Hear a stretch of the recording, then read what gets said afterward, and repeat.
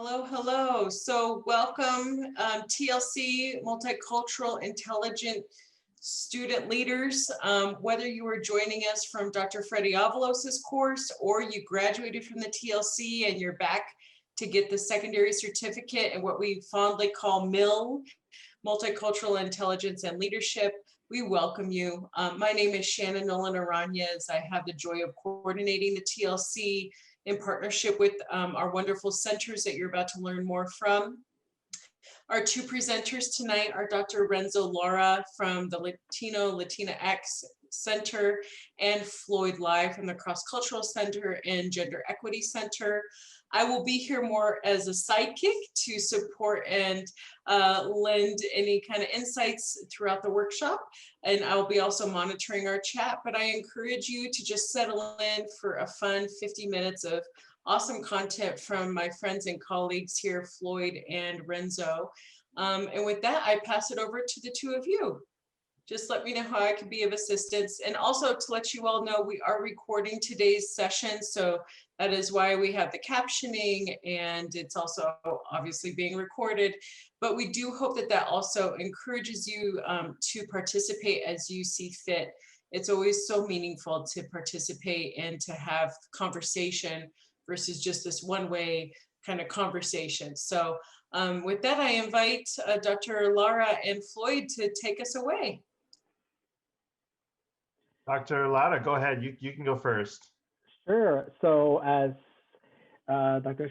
Shannon Nolan Aranez mentioned, and my colleague Floyd, we're here to really learn from each other in the next 50 minutes or so and really get to know what inclusive leadership is. There's no expectations that at the end of this, you will become experts. It's more about establishing the foundation of what inclusive leadership is, what some of our benefits come in regards to some of our what we call sometimes privileges, sometimes benefits unearned or earned. And again, we're coming from an open mind and open heart as we're looking to explore this terminology. For some of you, this might be a revisit to some of the concepts we're going to be exploring. Some of you, this might be new. So I do encourage you to be as present as possible. I understand that some of us might not be able to show our screens, and that's okay, but as long as you're able to be present for the next hour or so you can really get out of it what you put into it. So well, we'll start with that, and then Floyd, anything else you want to add? No, just real quickly, I know Dr. Nolan Aranez introduced us. I just wanted to add by virtue, well, two things rather.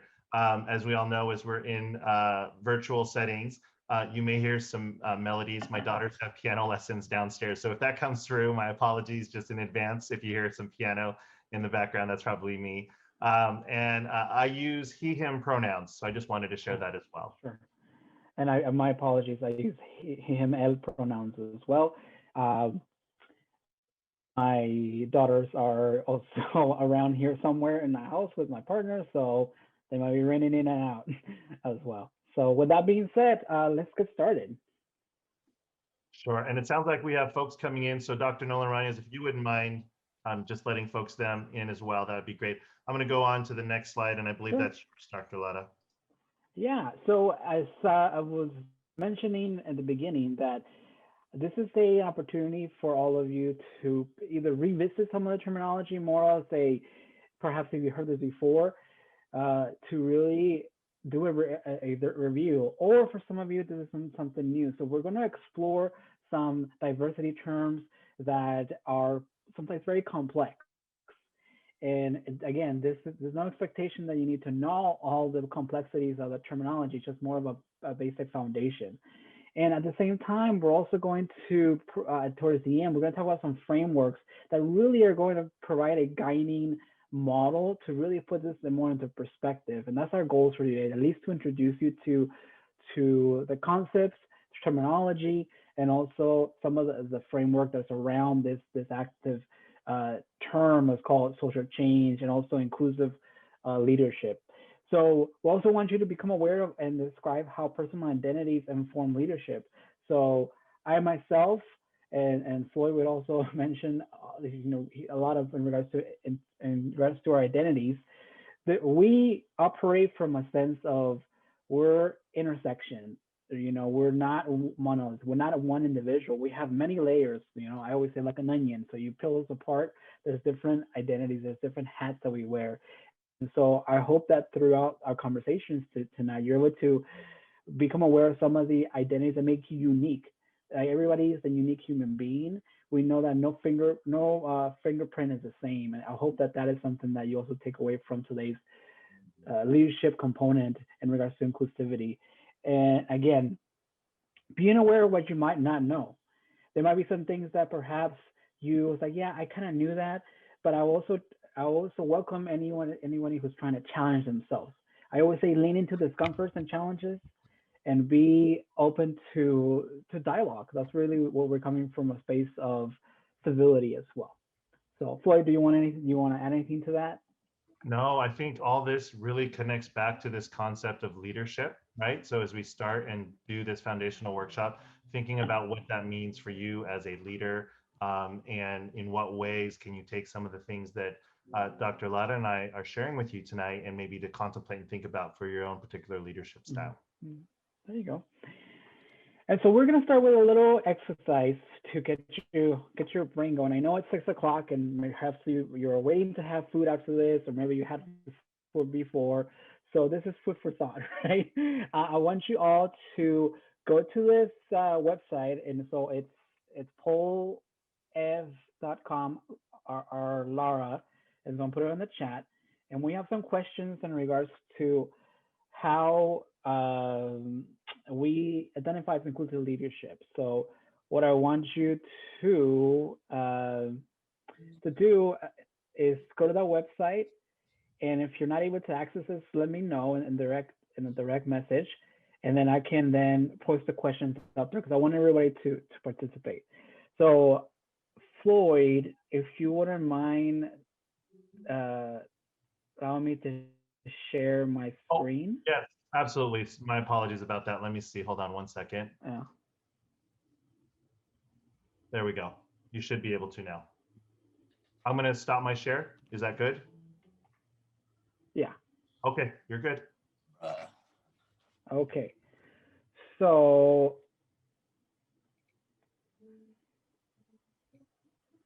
does everybody had a chance to go to this website? Yes. So here's the first question that I want you to think about for a minute or so. What is inclusive? What is an inclusive leader? What does that mean? And type the questions as you would see it fit based on the answers. So hold on.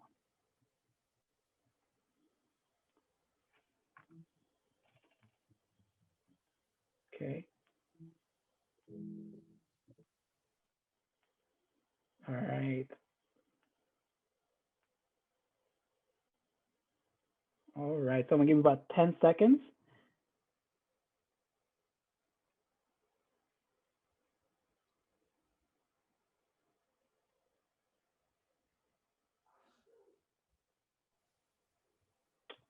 All right.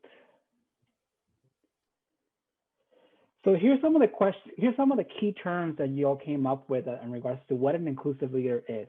So a lot of you said differences, some of the commonalities. You see a goal, purpose, everyone in the community, humanity, lead, growth. So we can see that these are some of the key terminologies that you all identify by how you answer, right? This is the frequency effect of differences. And that's one of the things we were going to talk about, and embracing people's differences and really how we are also unique, but also what are the shared commonality that we share as a community. And we also see that as also all these other aspects that kind of provide a sense of support to that central component of inclusive leadership.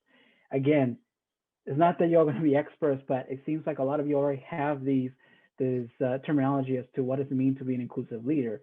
And as we're going to continue on to this presentation, you'll see that it also begins with yourself, right? So if you all are starting to identify that sense of humanity, the sense of individual, and then looking at how we're going to utilize those terms to really find this sense of humanity, then you're already really making that change to be an inclusive leader by identifying these terms. So we're going to go to the next question. And this is the next question I asked. So why are we here, right? Why are you at 6, 10, 11 on a Tuesday night? I know it's mandatory for you who are doing your class or doing the mill. But besides that, why is inclusion being highlighted as part of the certificate, the multicultural intelligence certificate? So again, take another 30 seconds, have a quick poll response, and then we'll have a quick showing of your responses.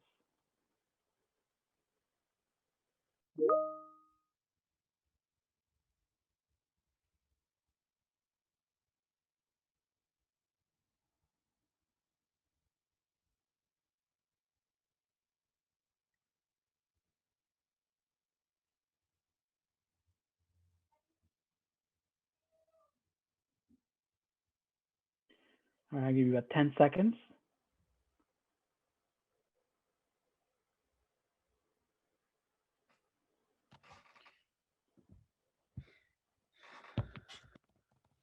Okay. So let's see what was the common responses. Whoa, this one has a lot more. So yes, being important. Inclusion is making a difference. Leadership, values, highlight, cultures. I mean, all of these are key terms. Think about the state of the country, where we're at, in terms of the pandemic, in terms of the politics. It doesn't matter what side you're on in the political spectrum. We know that the country is divided, and whether you agree with one area or not, it's important to be inclusive and to really be understanding of people's differences. And when we talk about inclusion, that means inclusion of people's ideology, even though perhaps you might not be supportive of that, but we want to get to a common ground, right?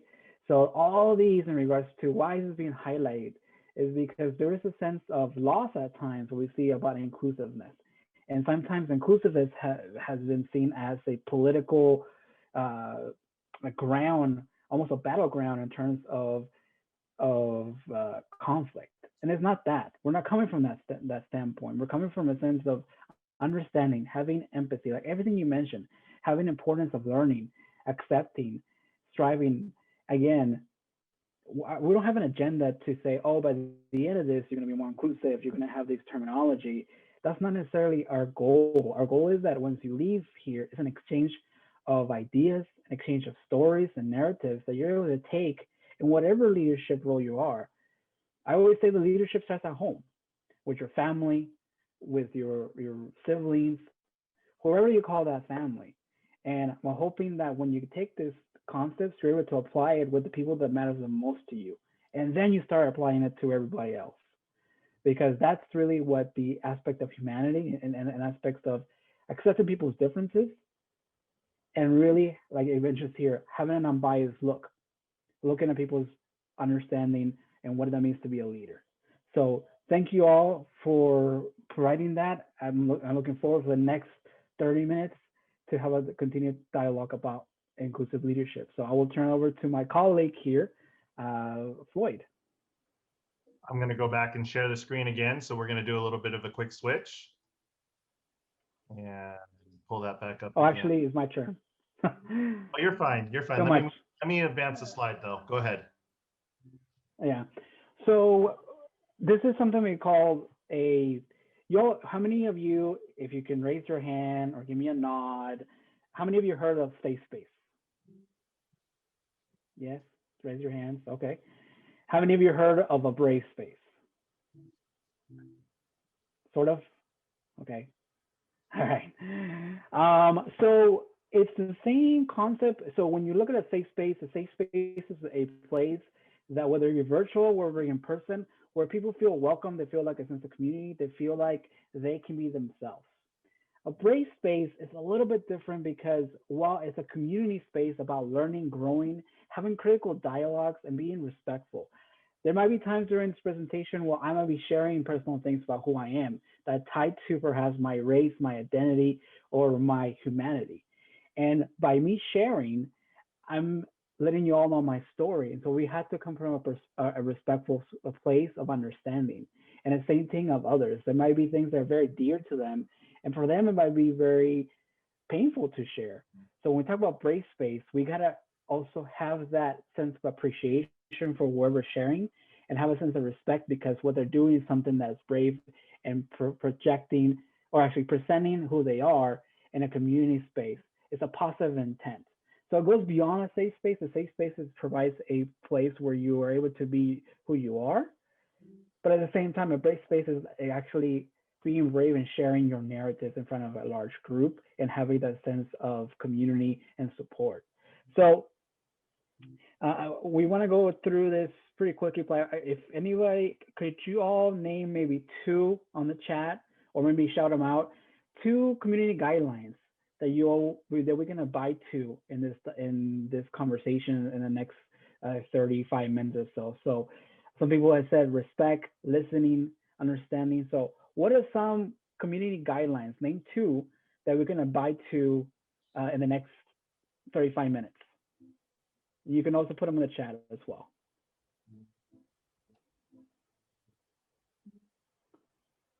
Okay. Showing empathy and sympathy towards one another. Okay. Assuming kindness, positive intent, open-mindedness. Great. Yeah. Empathy, open mind, listening with intent.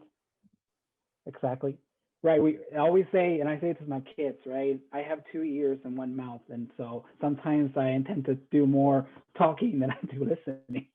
So it's important to use that, right?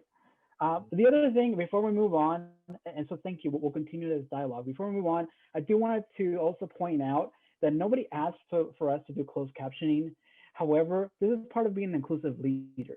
As we know, nobody is going beyond that step. If we don't have to be asked to provide this. Whether or not somebody needs it, that's not the point. The point is that we want to make sure that this is inclusive for everyone. And that is also the impact of being an inclusive leader, that you go beyond the immediate need, that you're thinking ahead, being innovative. And actually, I want to thank my colleague here, Floyd, because he started and implemented this through some of the GEO work that he's done. And we've been trying to do this more and more as we are in a virtual space. So that's part of also when we look at inclusive piece is that transactional, at times systemic issues that impact us, but it's very crucial to provide those elements of inclusiveness when we're doing just presentations. So I will pass it over to Floyd because I've been talking for 20 minutes and I'll let him do the other activities that we have lined up for you. I always appreciate Dr. Lada's comments and his insights, so no problem there. We wanted this to be as interactive as possible, and so we're going to start with a quick activity, I think partly to get a pulse of who's in the room, and also just to get a sense of some of these statements. So what I'm going to do, if I could ask you, and I know it's a little different in Zoom, right? If we're in person, it may be a different approach, but if you could, I believe on your screen somewhere where it has a reaction, there's a place where you can raise your hand. The reason I'm using that as opposed to the other one is because you can raise and lower your hand as opposed to the reaction staying on. So while I'm going through these questions, I don't want it to be part of maybe another following question. So if and when it applies to you, this particular statement that I'm going to read, go ahead and raise your hands, and I'll give us a couple seconds just to look around the room, see who may have raised their hand in response to that comment or to that statement, if it's true, okay? And we'll go through that, and we'll see how this goes, and then we'll talk about it a little bit afterward, okay? Any questions about that before I begin? All right, we'll hope that Zoom holds in there and you all are able to do it. So perfect, thanks so much. I really appreciate that. I think it's Rainmark or Vincent, whichever. All right, so go ahead and raise your hand if one or both of your guardians or parents graduated from college. Perfect, you can do it virtually or you can do it physically, that works well. So take a look around the room, perfect. All right, please go ahead and lower your hands. Please raise your hand if you drive a car. Okay. I know people are moving around and stuff. Perfect. Okay. Go ahead and lower your hands. Thank you so much. Please raise your hand if English was the primary language in your home. If English was the primary language in your home. Okay. I see some of those names, faces. Perfect. Thank you. Go ahead and lower your hands. Please raise your hand. I'll wait for Jesse 1 second. Please raise your hand if you ever felt ashamed of your clothes, your car, your house, or care, or etc. If you've ever felt ashamed of your clothes, your house. Thank you.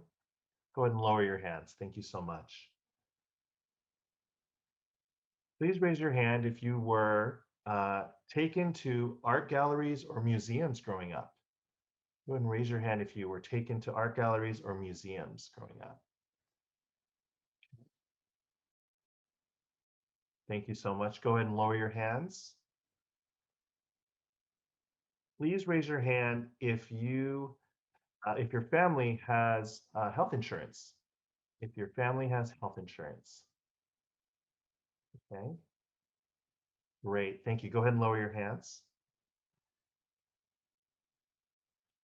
Please raise your hand if you have visible or invisible disabilities. If you have visible or invisible disabilities. Okay. Perfect. Thank you for that. Go ahead and lower your hands. Please raise your hand if you have a support network and environment to help you through school. To help you through school. Okay. Thank you for that. Take a look at those and go ahead and lower your hands. Please raise your hand if you've been uncomfortable about a joke or statement that you've overheard related to your race, body, gender, appearance, or sexual orientation. If you've ever felt uncomfortable about a joke or a statement you've heard. Okay, take a look around. Thank you so much. Go ahead and lower your hands.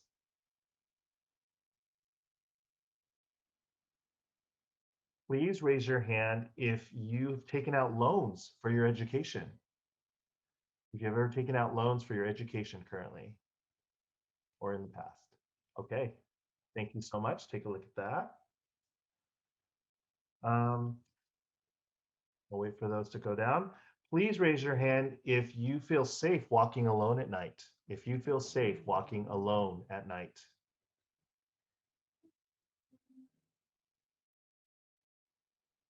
Okay. Thank you so much. Go ahead and lower your hands. Please raise your hand if you were encouraged to attend college by your family members. If you were encouraged to attend college by your family members. Okay. You can see those. Go ahead and lower your hands. Last question I'm going to ask. Please raise your hand if you've ever felt passed over for employment or opportunities because of your gender, ethnicity, age, or sexual orientation. If you've ever felt passed over for an employment opportunity because of your gender, ethnicity, age, or sexual orientation. Okay. Thank you so much. Go ahead and lower your hands. So that was a pretty quick activity, and I don't know about you on your screens, but because I had the raise hand function, I know people were popping in and out, so it may have been a little chaotic on your end. But I'd love to just briefly ask a few questions and maybe solicit some responses. So feel free to chime in or put stuff in the chat. First question, just because I think it's important. How did this exercise make you feel? What are some emotions? What are you feeling right now at the conclusion of what we just did? What are some thoughts that are going on in your head? And they can be like, I don't know why we did it. That's fair too. What are some thoughts going on in your mind as you kind of observed or interacted in the activity we just did?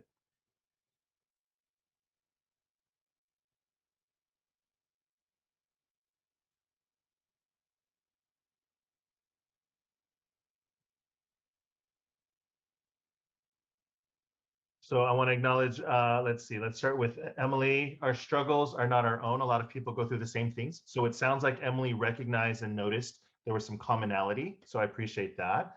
I'm probably not going to catch all of these, so I'll do my best. Julia mentioned more people are aware of what people feel and have experienced. So that's, and I'm going to assume and maybe just interpret from that that there's an acknowledgement, there's a recognition of our own personal experiences. Am I getting that right, Julia? Thumbs up, or I'm trying to see you on the page as well. So Yes, that's right. okay, perfect. Thank you so much. I want to make sure that's I'm connecting with that correctly. Owen mentioned this activity takes awareness, takes away the aspect of isolation. Yep. So recognizing similar, I think what Emily mentioned, that there are other folks. So you don't maybe feel alone, right, in those instances, or perhaps you may have initially thought you were the only, and then you may have seen someone else raise their hand or acknowledge that as well, right? Let's see. I'm kind of skipping through. A lot of us come from different backgrounds. Thank you, Nathan. Absolutely, right? And I think maybe through the course of the questions, we saw that. More aware that everyone can relate on certain topics. So Bree, absolutely, right? There's some connection there, right? So that, again, similar to some of the things that were there before, we're able to relate with someone else. Everyone comes from different backgrounds, but we also have similar experiences. Erica, I think this is important to know. Notice that 0 women, and it was hard to tell, but that was something Erica observed, raised their hands about if you feel comfortable walking alone at night, right? And so what then are the implications and what does that mean? So, and then lastly, Alejandro, so I appreciate this. So felt anxious at first, but more comfortable after seeing many of us have had similar experiences. So, right. I mean, we're bringing a group of folks and whether or not you may be part of a class altogether, or some of you may know each other, some of you may be meeting each other for the first time tonight. There may have been some trepidation, some anxiety about disclosing or sharing information, not sure how people were going to receive it, right? Some of those things I think are genuine, honest reactions to sort of the question of how you're feeling as a result of the activity. Kind of jumping to the next one, and I think Erica kind of noted that. What statement stood out for you? So we made note of the fact that, if you feel comfortable walking alone at night, that there were not women, any that I believe that were observed raising hands. Were there any other statements that resonated or struck you as you heard the statements being shared?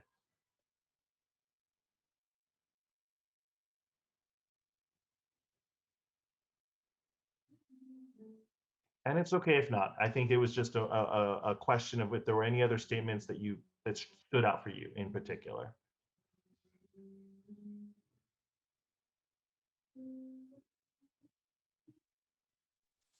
Um, the other thing that really struck me the most is the college loan part.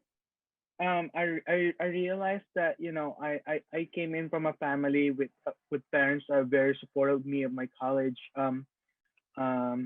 experience, and they made it really easy for me. And then now that you asked that question, to see how much of like this sample group of today's activity have have done that same type of way of paying funds is really eye-opening, and make me more acknowledge that um, there's a certain level of hardship of going through a college tuition. Yeah. And I appreciate that, Rainmark. Thank you for sharing that comment. Any other reactions before I? So Owen acknowledged people raising their hand to people missing opportunities due to race, gender, reveals present day biases from small to big. So I maybe recognizing that those experiences, while often we may hear them as narratives, and Owen, I'm sort of paraphrasing here, so let me know if I'm on the right track, that those things, they still occur, right, in some ways and can still affect people. Is that correct? Am I catching? Okay, thanks for the thumbs up, appreciate that. All right.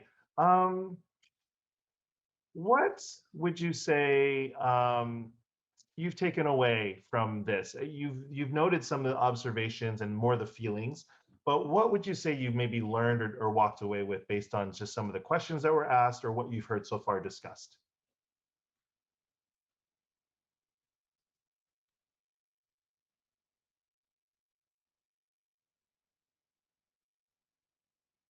maybe asked another way, when you came into this, were there assumptions or things that you may have thought and were surprised by when folks either acknowledged it or didn't acknowledge it, right? Or did it confirm what you already believed moving forward?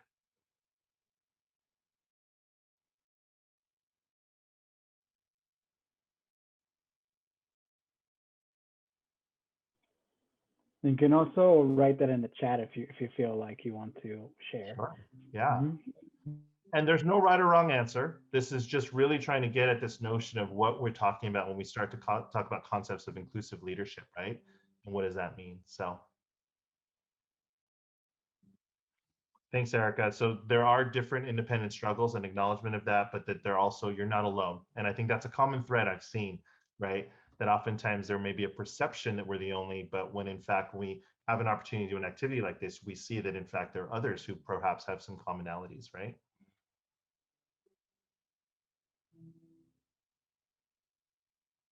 Anything else or anyone else? So I would say that, when we talk about this experience, one, it's an opportunity to know who's in the room and to kind of understand some of the experiences that I think have led us to this point, right? The experiences, the stories and narratives that we have impact who we are, and therefore, in some ways, how we decide to be a leader or how we choose to be a leader. And so this is a really good starting point to understand some of those things that may affect and influence the choices and decisions that we make going into it, right?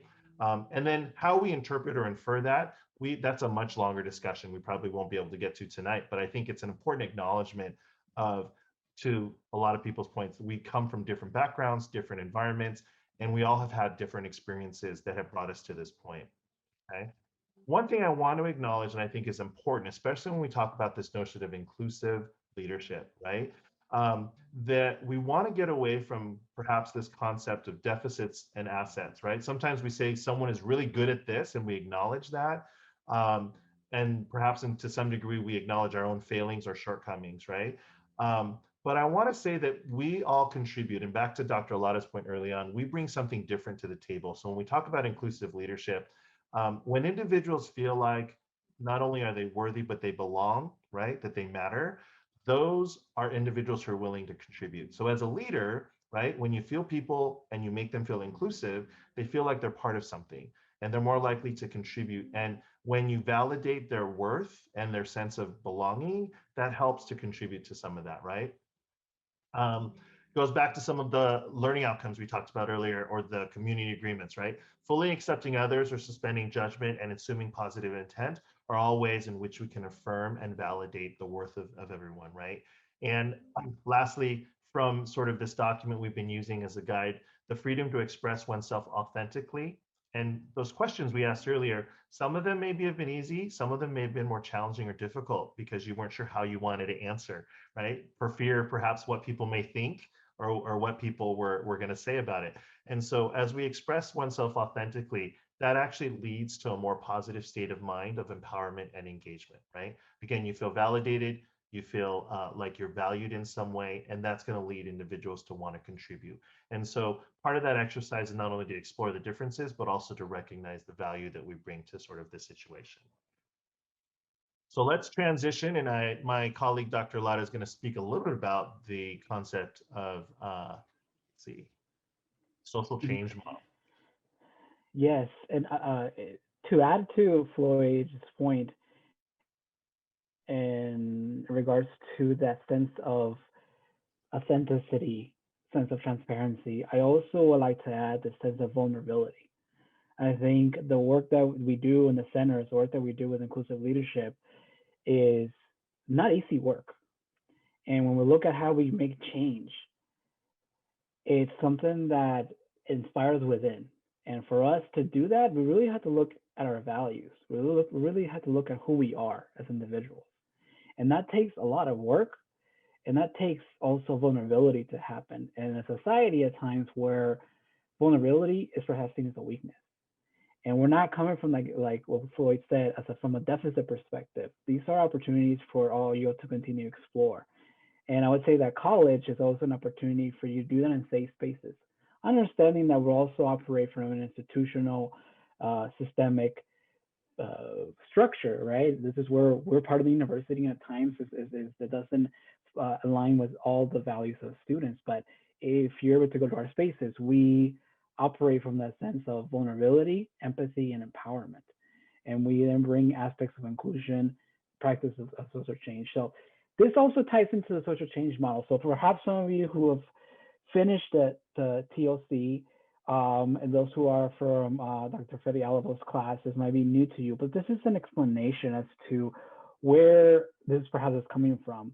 And the social change model has been used for different theoretical frameworks and scholarships, but briefly, this is an overview. So basically, you start off with your individual values.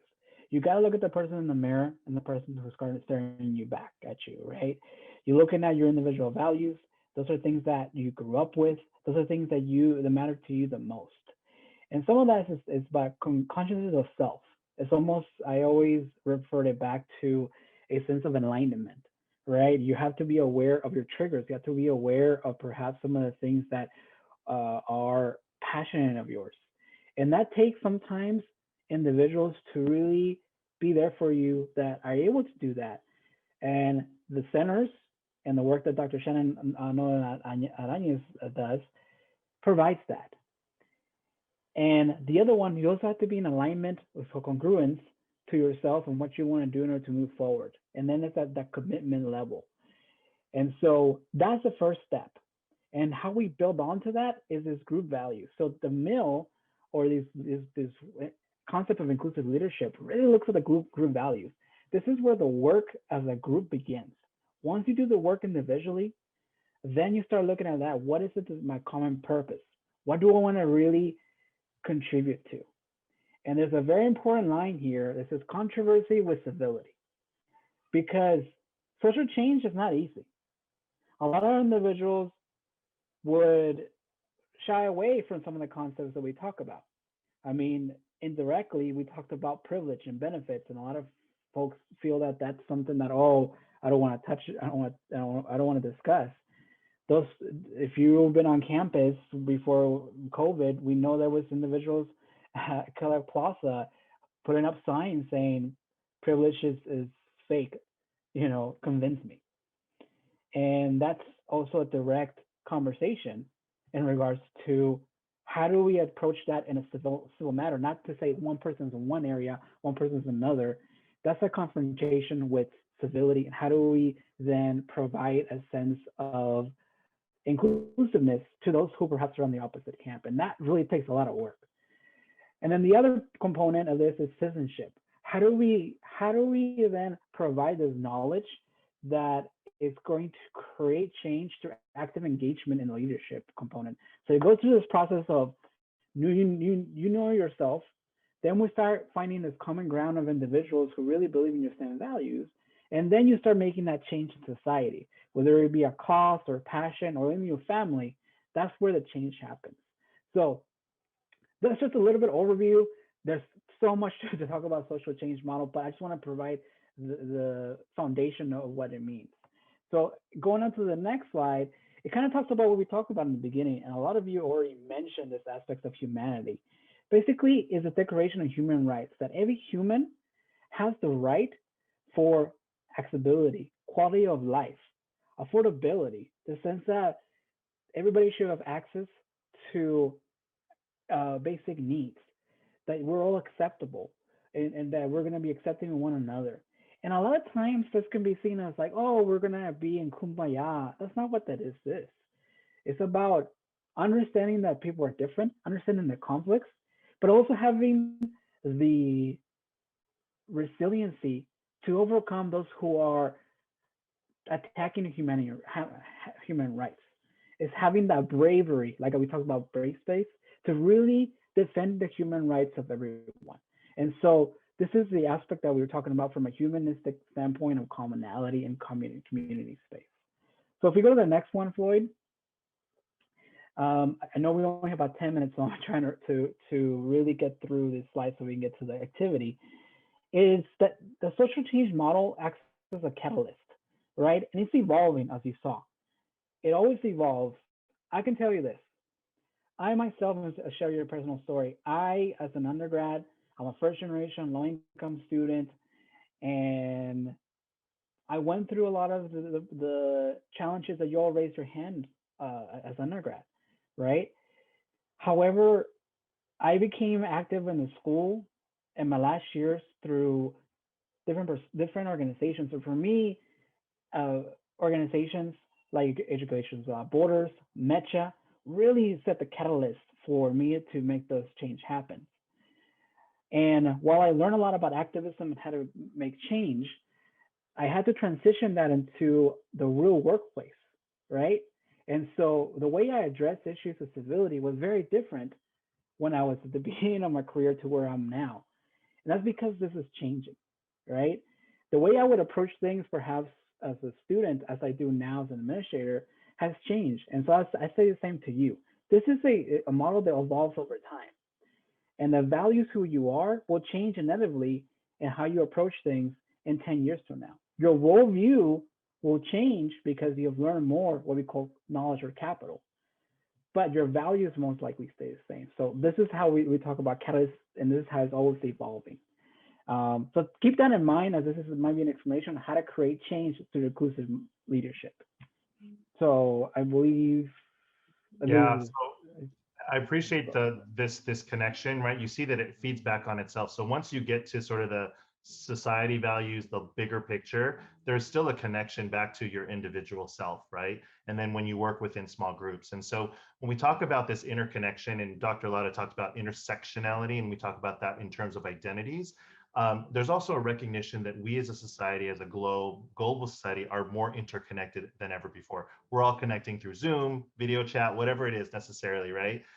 So an individual who's developing multicultural, inclusive leadership traits needs to understand a lot of different factors, right? Because of that growing interconnectedness, and recognize that identities, concepts of oppression or systemic issues are all interrelated in some way. And so it's important to be adaptive and recognize that the world is changing. So how do you contribute to and can create that social change?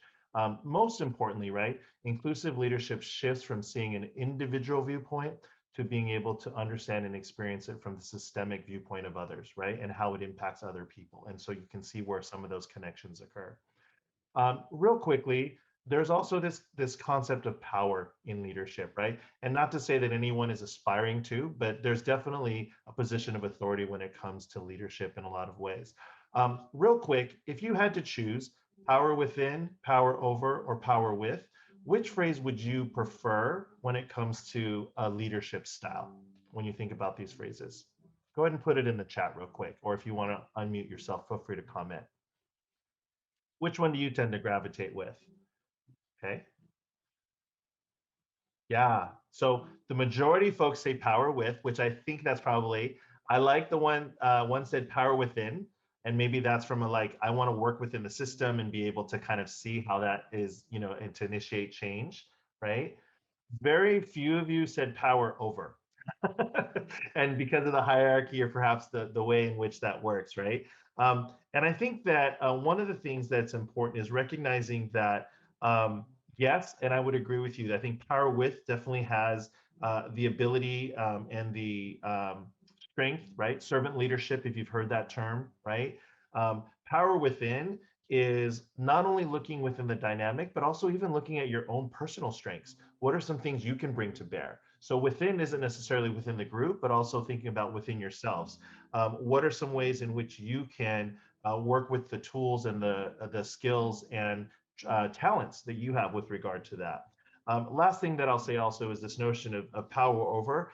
And there's a comment about power over can oftentimes feel negative, but it can also be utilized, right? There's another side to that as a way to inspire.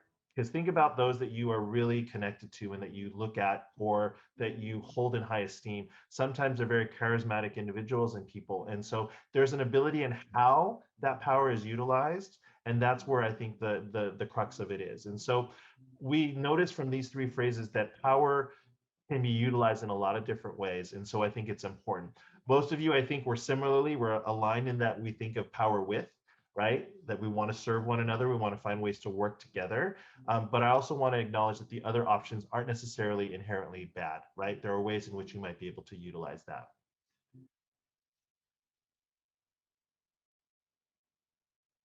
And the last thing I'll just say with this is inclusive leadership means that everyone takes responsibility, right, for that role of inclusion. It's not just someone else's. It's not Dr. Latta or myself because we work in those spaces, but it's everyone has that responsibility so that they can be successful in not only organization, but a society as a whole, right? And that it's everyone's collective responsibility in being able to do that.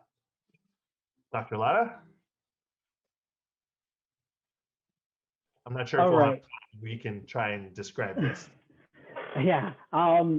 So we have like 4 minutes, and this is what happens when I get so passionate. So what I would like for you all to do in 2 minutes, if we can, and actually, what I'm going to have you do, Floyd, is if I'm going to post a link on the chat that anybody can have access to, and if you would like, if Floyd, can you share that screen? Yep, will do. And so basically, I want you to think of a situation where we were inclusive, and what were some of the elements? Maybe name 2 or 3 elements, and you put it on one of the sticky note that says inclusive elements. What were you doing on one area? And then, I guess I'll share. I got it. Okay, you got it. Okay. And then, so think of another area where you're not as inclusive, and what were some of the things that were hindering from being inclusive? So if perhaps was group pressure, individual mindset. Again, this is not anonymous, so nobody's going to trace back your responses. So think about a time where you were inclusive. What were some of the elements, and some of the times that perhaps there was non-inclusive, and then you can put that as well. And then we'll go from there. And I'll give you about 1 minute. I'm sorry. I want to give you more time, but I also want to be conscious of your time as well. Is it coming up on your end? I just want to make sure you can see it. Dr. Latta or Dr. Nolan Reyes, can you see my screen? Is that coming up? Yes. Yeah. Yep, we can see it. Thank you. Perfect, thank you.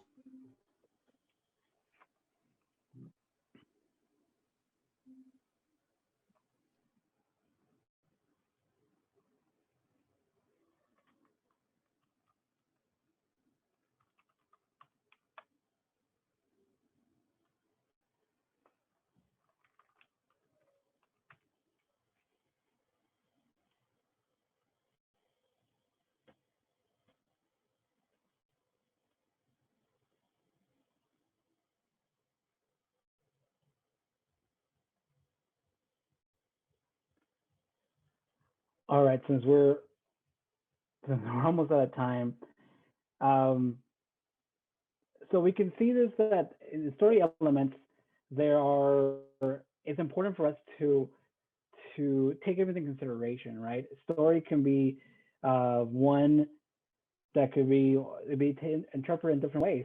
And somebody said other people's opinions being comfortable. Sometimes we call that the bystander effect, right? Sometimes we see that in order to do that, we have to be brave. We have to step into those roles of leadership and inclusiveness. And when we talk about regards to inclusive leadership, really takes that sense of looking at stories, looking at those elements, that it brings a humanity aspect, because we can tell facts and we can tell data, but unless we're telling the story and really put ourselves in those people's perspectives, then that's when the change really happens. I'm getting the warning from Dr. Shannon Nolan that we're out of time. We're always out of time, Floyd, on this on this time, but I do want to emphasize that just because at a time where you were not perhaps feeling inclusive doesn't mean that that's wrong. It's just that you're learning. I myself, when we started doing this at the beginning, and we started to put closed captioning on the screens for our PowerPoints, we were saying, why were we not doing this before? And when we do presentations in person, we should probably have a mic set up that is connectly tied to the PowerPoint presentation. And it's not necessarily that it is not, we're not deliberately not being inclusive. It's that we were just not aware of it. And sometimes awareness is the first step to understanding. I always say that curiosity leads to empathy, and that's where we start. So thank you so much. And I know we're out of time. There's another inclusive leadership model that we can talk about another time, but the social change model is the main framework. And I know that Dr. Shannon Nolan and do you have any other last minute comments that you would like to make? And I that's just to want to the thank you next both. step. You know, this used to be an hour-and-a-half workshop in person, and I feel like it could be even longer virtual. There's so much depth here that we could go into, and I just feel like remorseful that we don't have more time.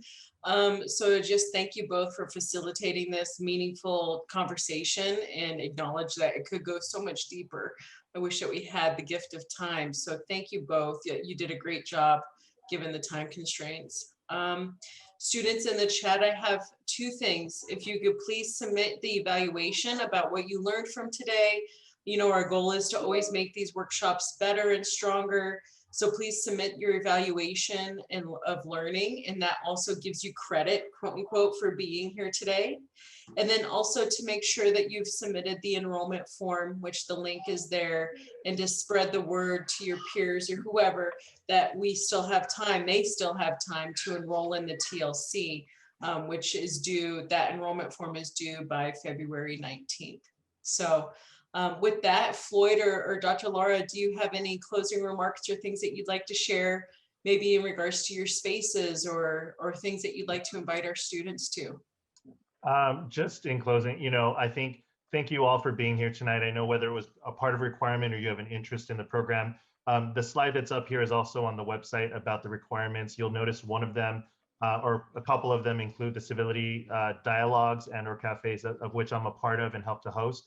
I think that can help with some of the topics we've discussed tonight. So I encourage you to check those out. And then also the attending at least 4 of the Student Life Center programs. And so lots of opportunities, I think, to broaden your perspective, to be able to hear other people's opinions, to learn about different people and different issues, and then to figure out where you are situated within that place and what you feel like you might be able to do when it comes to that social change model.